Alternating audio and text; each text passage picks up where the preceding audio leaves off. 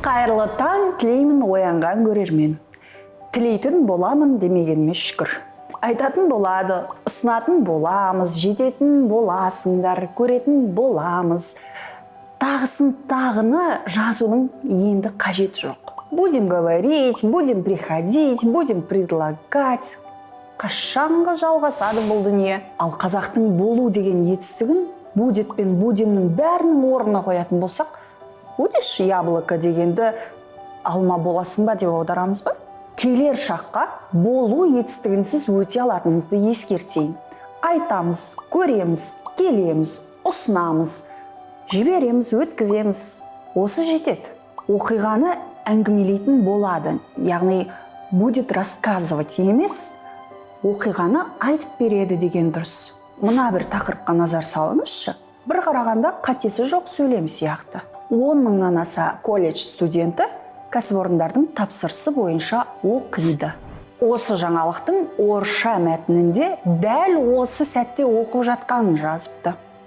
Ал қазақшасында болашақта оқитын сияқты түсінесіз.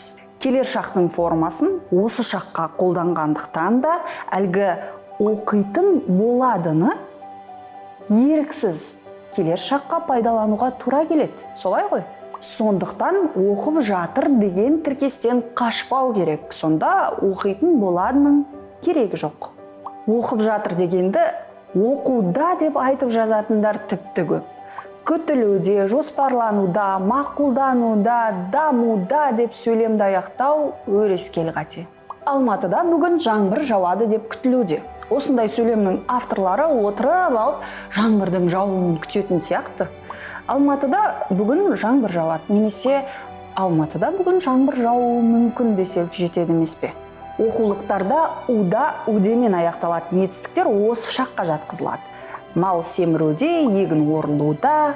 Ал белгілі филолог Ахмеди Исқақов былай дейді. Оған етістікке тән қосымшалар қосылмайтындықтан етістіктің шақ формасы ретінде қаралмауға тиіс. Және тілтанушылардың барлығы дерлік бұл ойға қарсы болмайды. Мал семіріп жатыр, егін орылып жатыр, ереже айтылып жатыр, ал сіз оны тыңдаудасыз.